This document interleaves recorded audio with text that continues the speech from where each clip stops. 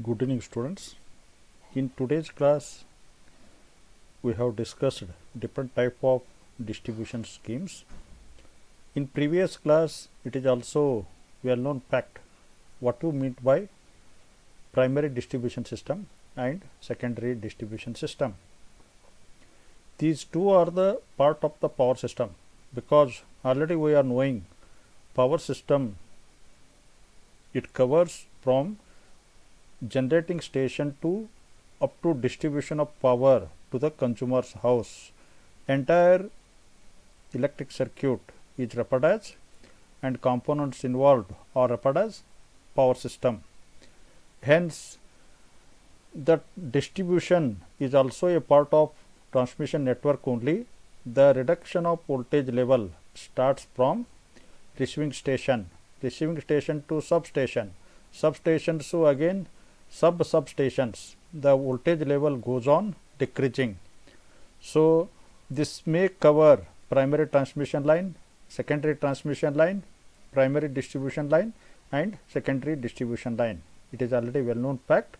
Primary transmission line starts from generating station where high voltage level lines are carrying the electricity. High voltage lines through it is transmitted. The high voltage is generated in power station. So, generating station is of having L1 kV, then it is step up, the voltage level may be increased. So, for economic operation, as the voltage is increased, current decreases. As the current decreases, I square R loss decreases. This reduction in transmission loss increases transmission efficiency. Hence, for economic purpose, how much high voltage can be transmitted and distributed we are achieving for economical design. So, where the secondary transmission line ends, thereafter a primary distribution starts. So, in this region there is no distribution of power takes place except large consumers. If they are demanding to distribute the industrial applications, for large consumers directly power is given, except that there is no tappings are provided. So, it distributes the electricity to substations, that is only. Then again substations, the voltage level can be decreased. It may comes under secondary distribution. Secondary distribution covers.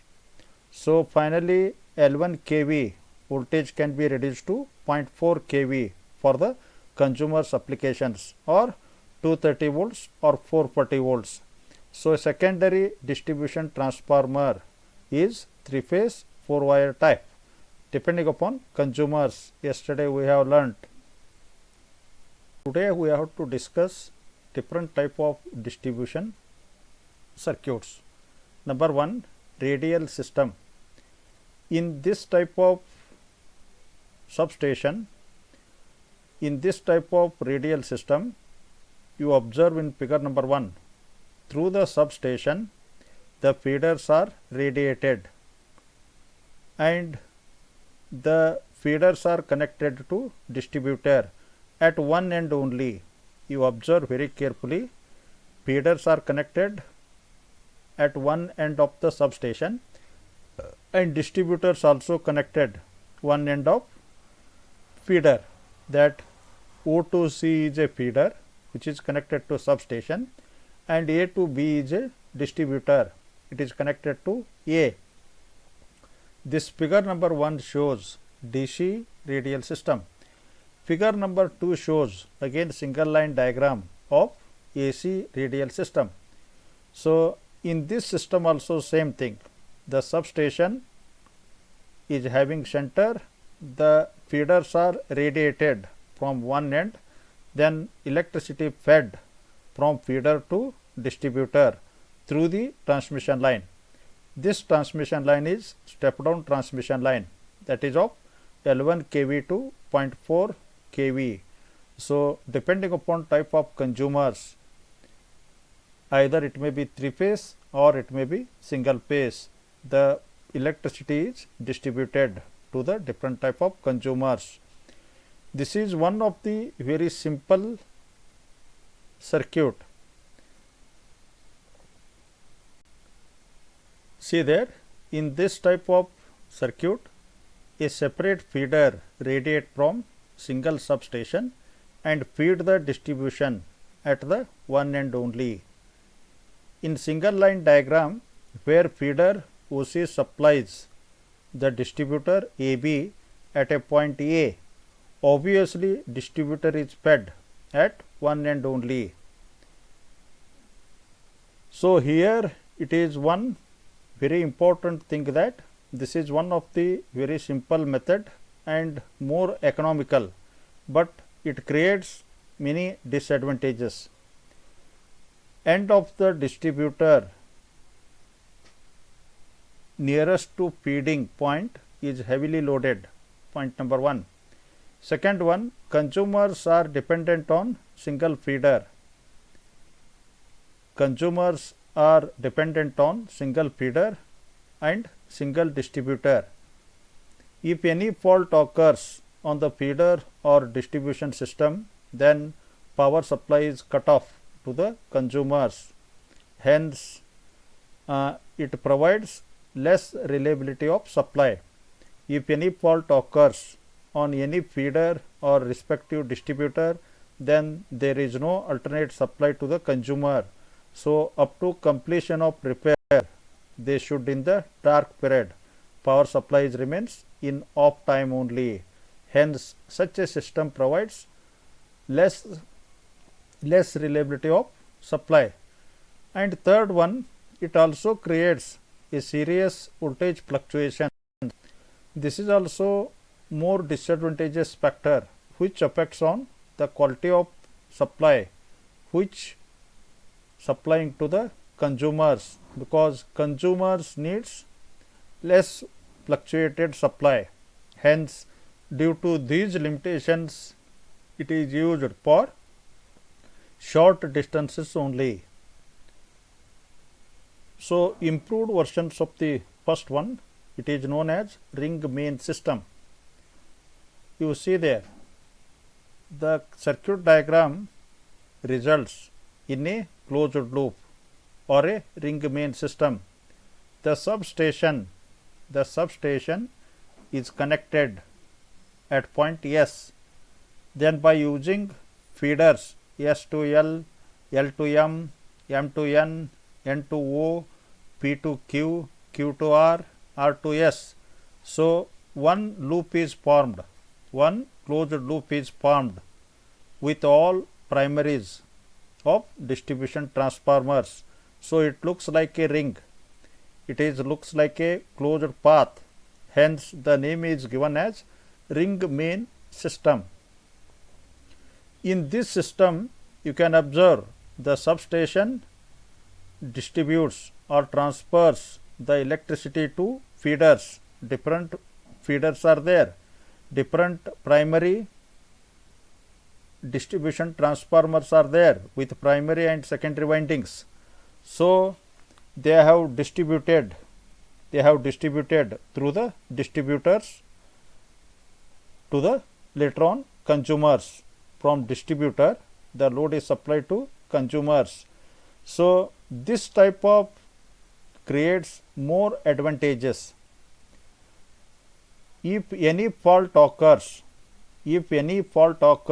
in one feeder, for example SLM, if a fault occurs between this SLM feeder, hence this feeder should be kept off and go for checking of faulty area, fault location, and it may be kept under repair.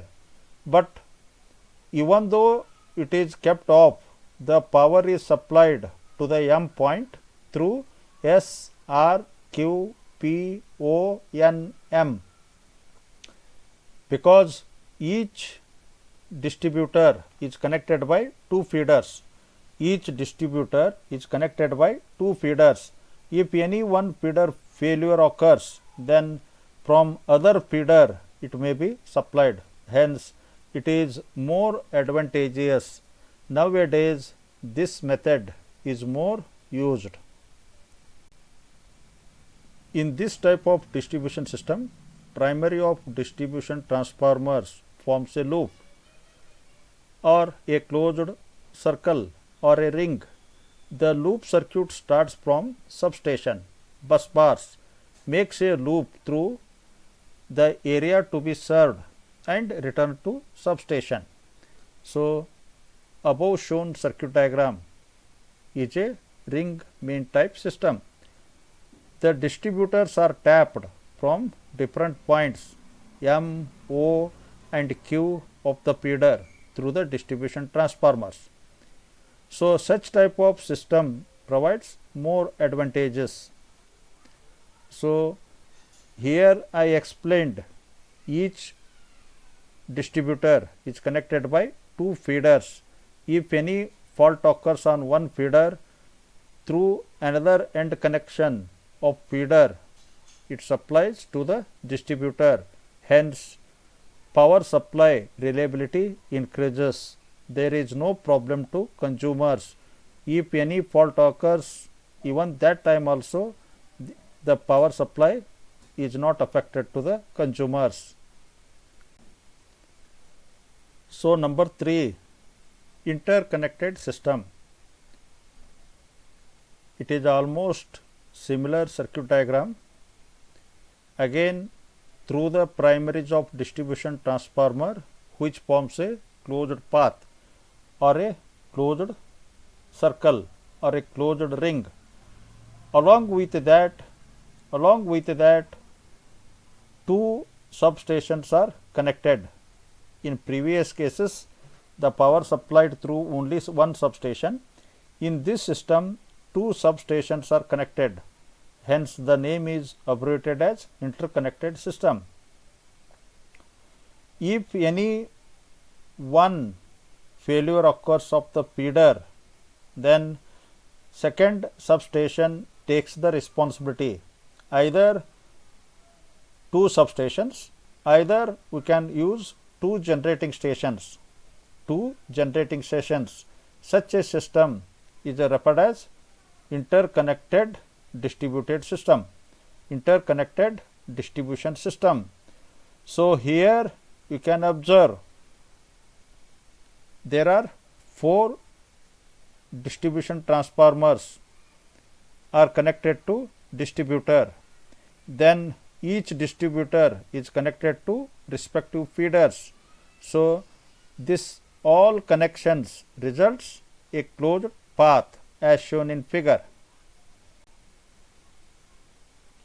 In this type of distribution system, the feeder is energized by 2 or more than 2 generating stations or substations. Hence, it is called a interconnected system.